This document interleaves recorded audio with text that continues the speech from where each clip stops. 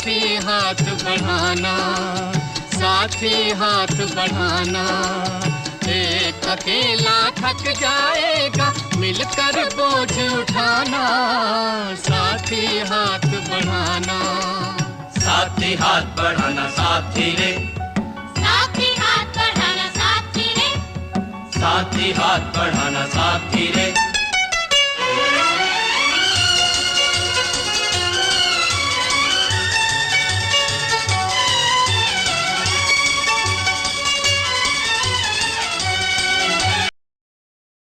स्थानिक लोक आहेत, त्यांची बातचीत करतोय. काय नेमका मुद्दा राहतो? एक प्रदूषण वाढत चाललंय, तुम्ही आंदोलन नेहमी करता. आम्ही गेली 35 वर्ष इथे आंदोलन करतोय, कारण जो आमचं घरच CETBच्या बाजूला आहे संपूर्ण 35 वर्ष यांच्यावर बांधतोय. पण आज तर कोण अधिकारीच आज आले, जे आज खरं म्हणजे एवढा मोठा विषय जो जागतिक लेवलचा विषय होता, त्यावेळेला एक साधे अधिकारी यायला पाहिजे.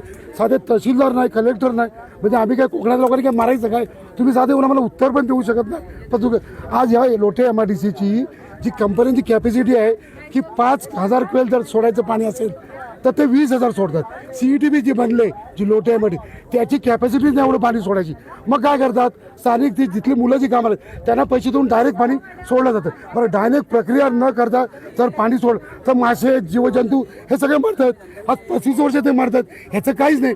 आज एवढा वास येतो, त्याच्या वासाबद्दल तर काहीच नाही. आज लोकांना एवढे कर्करोग झालेत, केवढे रोग झालेत, पण ह्याच्याबद्दल एखाद्या प्रत्येक घरात एक कॅन्सरचा पेशंट आज लोट्यात तयार झालेला आहे. जाऊन साधी डॉक्टरची चौकशी नाही, फक्त आपले पैसे कमावणं.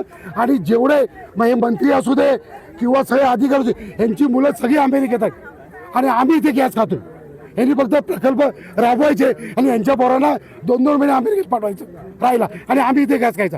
आमचं कोकण वाचवायचं आमचे ते धोरण आहे.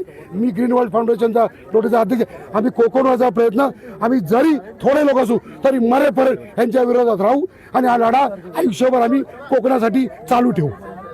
हे जे लढे असतात ह्याला आंदोलनाची धार मिळते, पण वाटते असतं की ह्याच्यावर काही कायदेशीर करावं लागेल. आपण नक्कीच यामध्ये कायदेशीर कारवाईचे खूप मोठे पर्याय आपल्याकडे उपलब्ध आहेत, परंतु स्थानिकांनी पुढाकार घेतल्याशिवाय त्याच्यामध्ये खूप मर्यादामध्ये येतात. मी स्थानिक लोकांना सुद्धा जे आमचे राजू शेठ आहेत, त्यांचे सगळे मित्र आहेत, यांना आवाहन करतो की आपण सगळ्यांनी एकत्र येऊन, याच्यासाठी मी शिवटी फाउंडेशनचा अध्यक्ष आहे.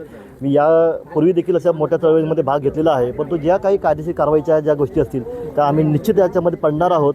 या गोष्टी आहेत त्या आपल्याला काही दिवसातच तुमच्या सगळ्यांच्या निर्देश येतील की लवकरात लवकर या कंपनीच्या विरोधात आणि लोटे परिसरामध्ये जे काही केमिकल सदस्य जे काही कारखाने आहेत या सगळ्यांच्या विरोधात एक लवकरच आपल्याला उच्च न्यायालयाकडून एक आदेश आपल्याला प्राप्त झालेला दिसून येईल. लोकांचा विरोध आहे, स्थानिकांचा मोठ्या प्रमाणात विरोध आहे आणि हे आंदोलनाची धार अशा स्वरूपामध्ये कायमस्वरूपी पाहायला मिळणार.